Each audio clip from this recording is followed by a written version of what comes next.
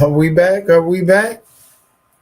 Oh man, look here, man. Technical difficulties on my end, and thanks to Lady Buck for just hanging in there and shoring up the show. But here's the other thing: I did not get an opportunity to tell you exactly how I felt about those four coaches who are in the running for Michigan, who I truly don't think are on the same level or um, experience as Ryan Day. But let's start with the obvious Michigan guy, um, Jesse Minter. He I think he played for Michigan. At this time, he's currently the Chargers defensive coordinator, offensive coordinator. One of them. He's got to be defensive coordinator or something like that. He would be, as far as a Michigan man, to slide into that position. Here's the problem with Michigan men: they always come with baggage. So I haven't did no research on Jesse Mentor, what type of guy that he is, or I do remember seeing him play against one or two of our teams. He wasn't all that great. Um, so let's get into well, Finch. He just took over for Labor. He's only been in the position for kind of like less than a year, and now he's going to leave Washington to go to Michigan. And what did he prove at Washington? I don't think he done enough in order for anyone with any insight to say, hey, listen, this is the guy who can bring our program back to prominence. Now, here's the intriguing part. Dillingham, young guy. He's made an impression on not just me, but the rest of the college landscape. He's put Arizona State back on the map, and I truly think he's a good and up and coming young coach who doesn't have any ties to Michigan, which is probably what they actually need, and what they should desire is to get someone outside the mix to come in and change the actual culture. I'm talking about from the water boy all the way up to administration, and tell them, hey, listen, we can't keep doing the same things we've been doing over the last 20 years because it's not working.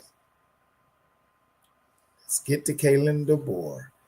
He has a big issue. He's playing Oklahoma this Friday. If they beat Oklahoma, then he goes to a New Year's Eve bowl game. And if he's coaching that game, how is he going to be able to recruit? Because I do believe right after New Year's, the portal opens up. So that's his big dilemma, not being a good coach, because I truly believe that he doesn't want to be in Alabama, and the pressure are at both places, but they're different kinds of pressure. Going to Alabama and trying to replace a Saban is different than going to Michigan and eliminating the whole saga of Sharon Moore and Harbaugh. That's easy peasy stuff. So I think he could slide into that position, get some recruits coming out of Alabama and out of Washington. And he's a good recruiter and he's a good coach and he's a great offensive coach. He has not been able to show that at Alabama because I think he's been hamstrung with the legacy of Saban. But if he goes to Michigan, shoot, he might be a formidable foe. That's the only way Indiana will be relevant in the coming 4 to 5, 10 years. If they get a true culture building coach who can put them back on the map. What say you, man? But I'm gonna tell you one thing. I'm not taken aback by what happened in the Heisman. But and again, like I said, previous kudos to Mendoza. Yes, he had a good run at Indiana, coming from Cal. And yes, he did. He muddled his way through a win against Ohio State. And they gave him the Heisman Trophy because Indiana has never had a Heisman Trophy. And Indiana has never won the Big Ten since, I don't know, 1940 or it was 1963. But so I mean, yeah, you wanna give that to Mendoza. That's fine. But the slight that they did on not Pavia, not Diego, he didn't deserve it at all. I don't even know why he even showed up in the black turtleneck and the gangster necklace. And that was all for show. But what they did was they slighted Jeremiah Love, who should have won the Heisman. That's my take. I think out of that whole group, other than Jacob Rodriguez, who we'll get to later on, was the best athlete and player in college football. But then when you get to Julian saying and how there was only 8 votes for him to win the Heisman is unconscionable as a freshman, as a starting freshman. Yes, he had 2 great receivers on the outside, but what he showed Buckeye Nation and the rest of the world that he's a leader and he knows how to command his team to win. And to be a freshman and to be humble as he is, it bodes well for him, because if you look at Julian Saying and Mendoza, those are 2 different kind of people. Mendoza is he's so over the top with his emotions, that how would he be able to truly lead grown men acting like a child, where you'll see a child who is Julian Saying growing into manhood, learning how to navigate great players, great coaches, and a great program, and still stay the course with his ability to maintain his composure as a freshman. So let's get back to why they should have left Julian Saying back in Columbus to prepare for the playoffs and sent Jeremiah Smith, the most outstanding player in college football, why he should have been at that Heisman Trophy presentation. I'm not saying that he could have won it or should have won it or anything like that, but if you look at do the math.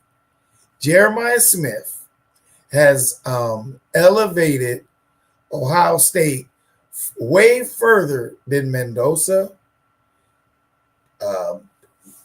Diego, uh, shoot, or even Rodriguez, who was one of the most outstanding defensive players in the nation. Jeremiah Smith should have been there at the Heisman, and I think if they'd have did it right, especially since they snubbed him for the Jim Thorpe, they would have got it right by giving him the Heisman because he is the best overall player, best player in college football. What say you? Now we can go back into Gunnar Stockton and Chamberlain. They played a reasonable schedule and they looked good at times. Don't talk to me about Caleb Downs. So if you're gonna tell me that Jeremiah Smith is the best player in college football, then it would be the second. Who would be the second player that would come to your mind, really, if you watched football throughout the year and watched all the real prominent games? Who would be the second best player and would go one or two in the draft this year? Caleb Downs. Who would you want? Who would you want if the draft happened today? Would you want Fernando Mendoza, Diego Pavia over a shutdown safety and corner in Caleb Downs? Come on, guys. Get real. Get real. Don't even mention Haynes King. Once he lost to Georgia, it's kind of like over with for him. So those are the true players in the Heisman. I'll say it again, and I'm not a hater on Indiana or Villanova or Texas Tech. I like Texas Tech, and I like their defensive player. But the best defensive player in the nation, of course, is Caleb Downs. And the best offensive player in the nation was Jeremiah Smith. And that there should be no arguments with that. And with that being said, here we go. Caleb Downs, Jeremiah Smith, Julian Sand. That's what I have to say. And then here we go with this brackets, man, because I'm going to tell you one thing. The playoffs start on Friday. And what's so outstanding for college football is the first matchup. Oklahoma, Alabama, and they're playing a standalone game on Friday to advance to play Indiana. I'm going to tell you one thing. I've been here. I'm down here in the ATL, and all I've been hearing all week long is Roll Tide, Roll Tide. Well, here's the problem with Roll Tide. First of all, they got beat by Oklahoma already. Ty Simpson is not playing the kind of football that Alabama needs to win an actual national championship. Actually, I think he has fallen off. And the other caveat is Williams is trying to go into the portal. So Do you think that Williams is going to put his best effort for Alabama, knowing that he might end up with Lane Kiffin and Louis and LSU, and possibly Bryce Underwood? Now he ain't gonna get that shine for Alabama, so be looking for the. I don't know if you call it an upset or not, because I think it's truly um, even Steven with Alabama and Oklahoma. What say you? Oh, okay, hold up. We got Lady Ray trying to chime in and still her again, even though she knew that I had technical difficulties. I Yeah. thought she had everything she had to say while I was off air. But what say you, Ladybug? Hey, I wanted to just chime on just for a second because I wanted to see if you, um, who'd you pick? Did you make your pick yet for Alabama and Oklahoma for Friday? Yes, ma'am. Who did you say? I'm taking Oklahoma. I'm Real. taking Oklahoma for the they call it the upset, but Oklahoma's already beat Alabama. And I think with the DeBoer controversy of Mike leaving, with Williams wanting to transfer to LSU to play with Lane Kiffin, their program is in flux right now. Oklahoma. So, huh? So wait a minute. Who's making a so Oklahoma's making a coaching change? No, Alabama. No, I'm saying with DeBoer in the mix Oh, to okay. go to Michigan, Possibly. Okay. possibly go to Michigan, Okay. especially if they lose this game, he's going. And Okay. then with their great and prominent receiver Williams getting courted by Lane Kiffin to LSU, there's a lot of things going on in Tuscaloosa that they haven't broadcast. Your one, Feinbaum or all those SEC guys. They know the undercover, but I'm telling you that's a big thing in Alabama right now. Okay. Williams getting ready to leave because he's already said I want to transfer to LSU. So does he play in this game? So Does the board coach up this team to beat an Oklahoma when he wants to actually leave to go to Michigan if they give him the right contract? Do the fans really believe in um, what they're putting out on the field? So that's why I say Oklahoma has a better chance at advancing than Alabama. And this is a standalone game on Friday. No one else is playing but right. Oklahoma and Alabama. Everybody's going to be watching that game. Right. Everybody. So, like I said, I'm looking at an Oklahoma beating Alabama. And guess where it's going to be? Where? At Oklahoma. So, and I know you think that gives them an advantage. So my whole thing is, my take on it while you were down was that, you know, I'm really on the fence with this, but I think Bama takes it because I think they're angry. This is all about, in my opinion. Now, this was before I considered all the coaching, the possible coaching changes and stuff.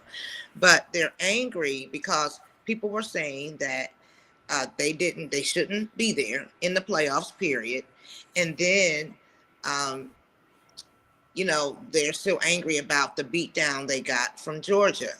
So with them playing with a chip on their shoulder, now I'm not saying they're just going to go and just smack Oklahoma up and down. I think Oklahoma will give them a great game. And again, I'm on the fence. I think Bama may take it though. Just looking at the physical side, just without all of the politics and all of this other stuff, if I'm looking at the physical, I think Bama may have a bit of an edge over Oklahoma with all that they have to prove. That's just my. I wouldn't be surprised if Oklahoma won, but I think Bama may take this one. I don't know. I don't know. Anybody agree with me? Alabama is demoralized. They were crushed by Georgia. They're Yeah. coming up against a team that already beat them. Their coach is in the flux of actually leaving. Their best player on their team, and is not named Ty Simpson, is willing to leave. They are done, cooked like barbecue right there on a outside pit. It's over. Well, I'm not going to say because Saban left that Alabama is going to fall off the cliff. But guess what? Alabama could be the next Clemson. Yeah, I can see that. I can Yeah, see. I can see Alabama for the next 3 to 4 or 5 years be the next Clemson. Yeah. They had their run. They had they had an opportunity to retool and get the proper coach, but I didn't think DeBoer really had his heart into this. I think he just did it for the money and for the prominence to make us another move, and that next move is the Big Ten. He'd rather coach in the Big Ten than the SEC. Because I'll tell you why. In the Big Ten, there's way more money in the Big Ten than there is in the SEC. The guys in the SEC, all those guys, Ole Miss, Alabama, Georgia, they have what you would call used carsmanship money. Where the guys got to use cars, they selling used cars, and maybe a dealership over here that can sell a car. Up north, they got banks. They got Nike. We got big money up north. SEC is falling off because there is no true donors that can sustain an Ole Miss, an Alabama, a Georgia. There's a few people that still love Georgia here in the metro area of Atlanta, and they've got a little bit of, but they're shifting towards Georgia Tech. But the point is, in Auburn, the reason why Auburn hasn't been great is because they got little corner store people trying to fund their NIL. And that's where the shift in power is going to be in the next 5 to 10 years, where the Big Ten is going to be the predominant conference and the SEC is going to be mustard catching up. So let me ask you this, since we're talking about the here and now and without all of the politics and the money and all of that. Okay, so say Bama and Oklahoma, they play, unless I'm just for kicks and giggles, Bama wins, plays Indiana. Who wins that game for you? Indiana. If think Indiana's that tough, you think they're yes, because if Alabama could just make it through a great defense, which Oklahoma has, they're gonna be bruised. You'll see how many kids quit on Alabama in that Oklahoma game, and if they can even make it through that game, they play the following week. That means they got 1 week to get healthy, whereas Indiana has had 3 weeks of preparation for either one of those teams. Point. That's a point. So, and I mean, and then we ain't gonna shift to Ohio State and all this, but they're the same.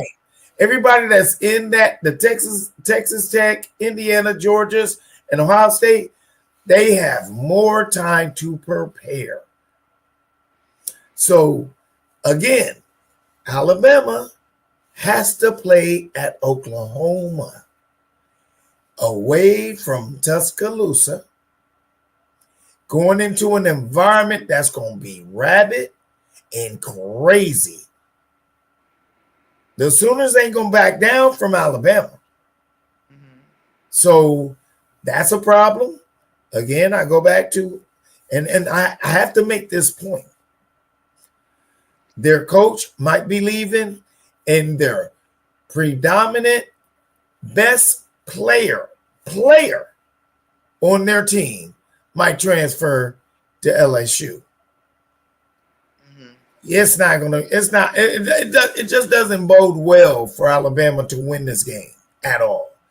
And if they did, they're going to run out of gas against Indiana. But I just don't see them even making it past Oklahoma. Now, I don't, and and maybe there is some. I'm still angry about that Big Ten championship game, but I just don't think that. I'm not saying that Indiana is not a good football team. I just still think that they haven't really been tested yet because they played Ohio State at our worst game. We played the worst game. They didn't really play us, really, per se. Again, because we've had some we're having some coaching changes, and we saw that. We saw the disruption during that game. So I don't really think that. I think that I don't know. I don't know if they could make it past Bama or Oklahoma. I don't feel like. Wait a minute. Let's rewind this one. Are you going to tell me that Indiana done got the big head? They done lost they played the number one football team in the nation. Yeah, at their worst game, and we saw at a standstill, because all it was a standstill. Yeah, there was and mind you, we didn't play our best game. No, but if that first hit, think about that first hit. Mendoza could have been rattled, and their whole season could have ended on that first hit. Yeah, I'm not saying anything. He does have composure. He has all of that. So what I'm saying is, the fortitude of the Big Ten is different now than the fortitude of the SEC. I'm not talking about the Pac-12.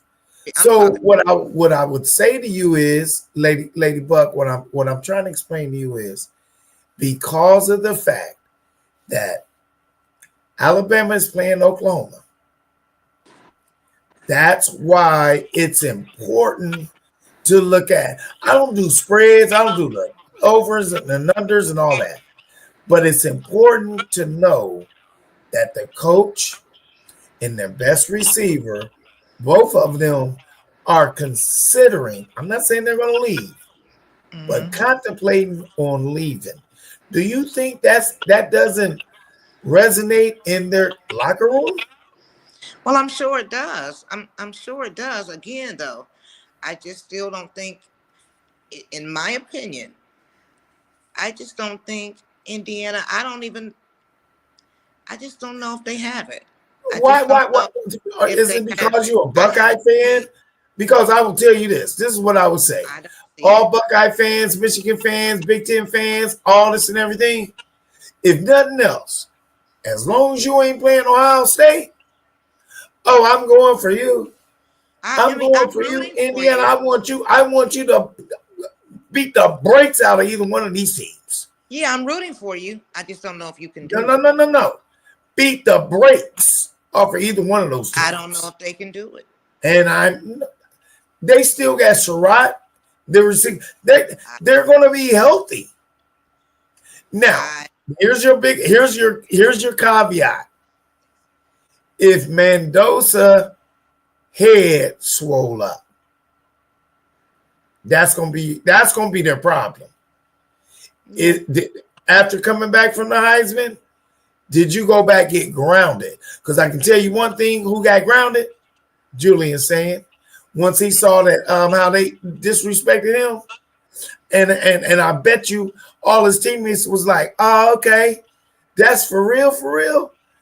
We gonna show them who's the best quarterback in college football and the Big Ten.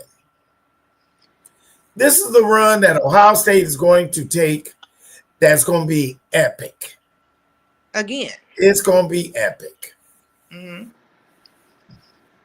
Mm-hmm. Again, but again, okay, you're on that side. I mean, we disagree on both. I plan on seeing Indiana and Ohio State in the national championship. Is that what you want to ask me? Yes. No, I wasn't even there yet. I wasn't even there yet. I don't think we will see Indiana. I don't think so. I would like to see a rematch and they can play us for real, without the whole storyline crap, so, but. Are you gonna tell me for real that you don't think out of other than Ohio State that Indiana is not the second best team in the nation? Like I said, I want them to be there. I want them to be there. I just don't know if they can get past either one of those teams. I'm just not convinced. I'm not. So let me ask you a question, hypothetically. So swap position. Texas Tech and Indiana swaps position. So if Indiana would have lost to Ohio State, they'd have went to number 4. Okay. Right? Ohio State been number 1. They would have had to play. They would have had to play either in Alabama or Oklahoma.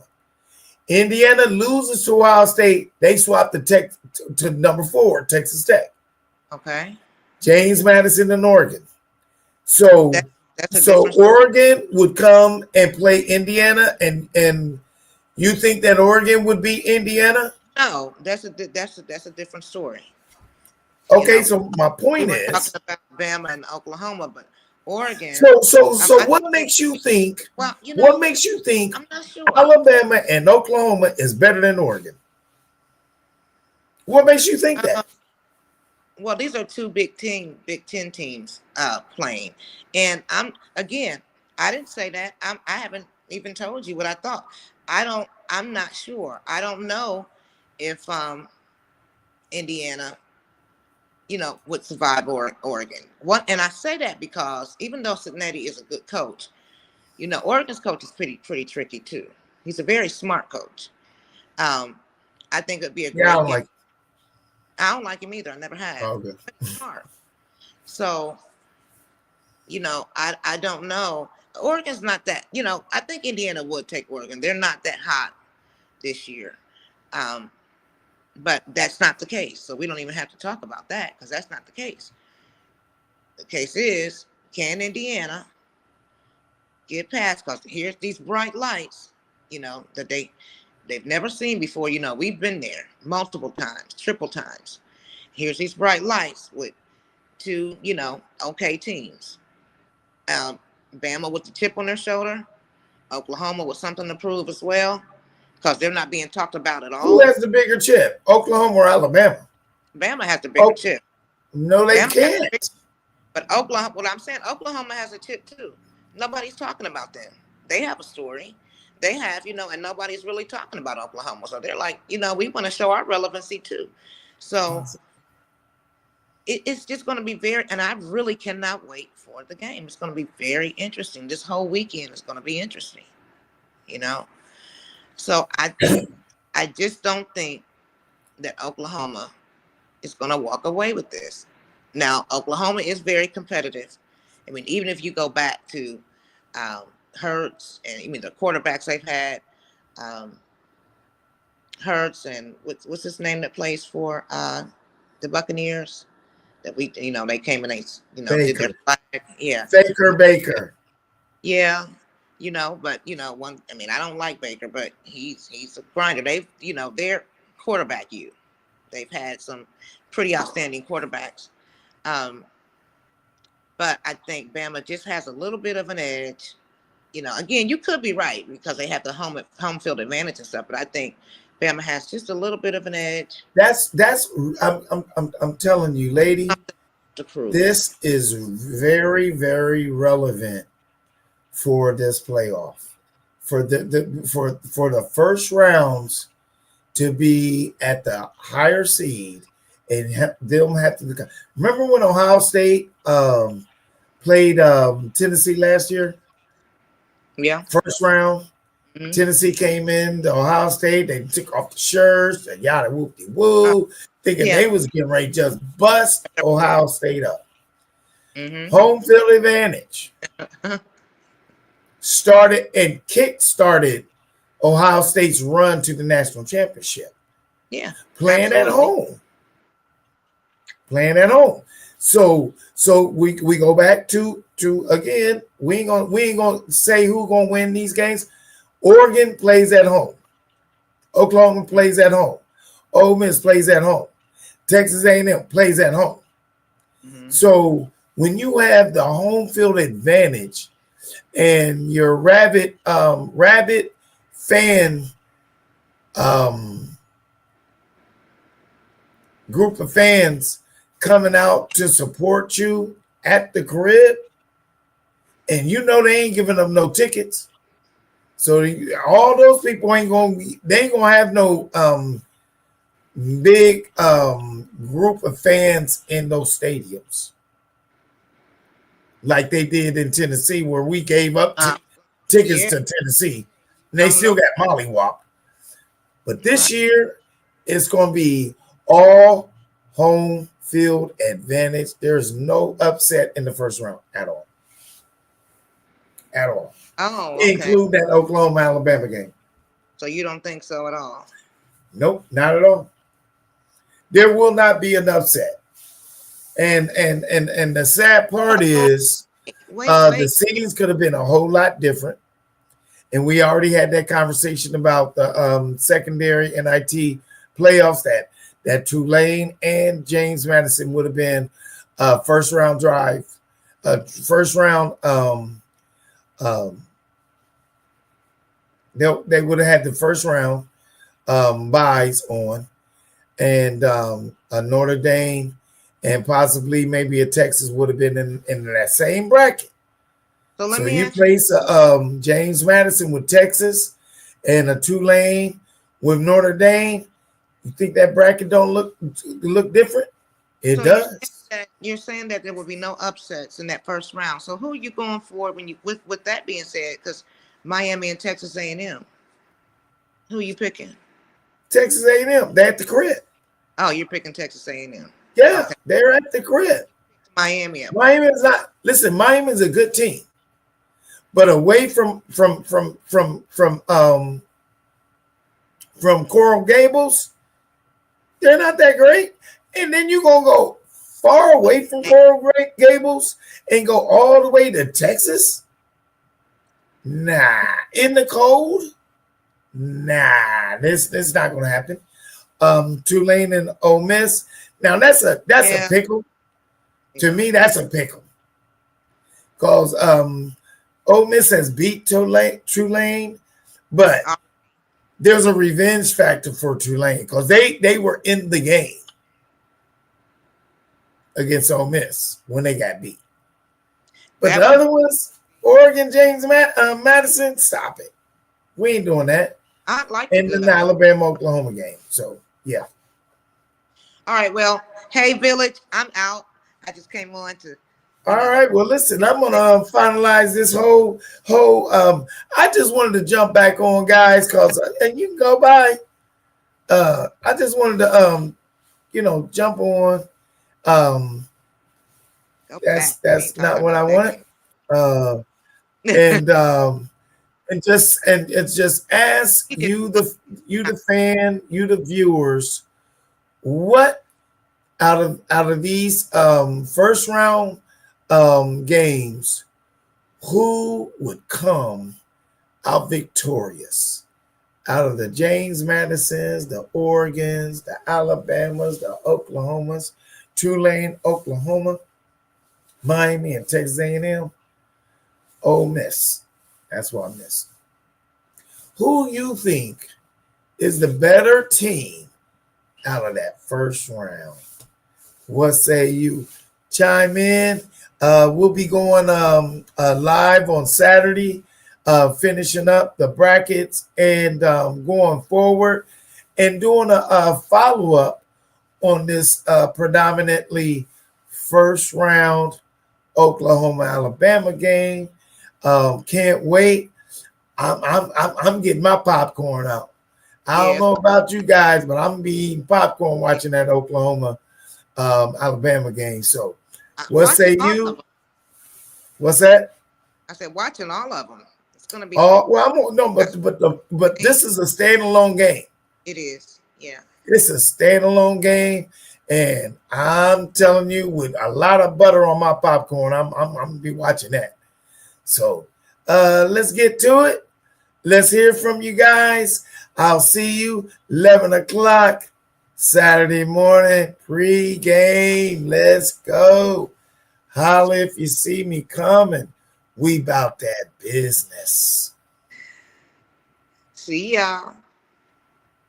Synesthetic.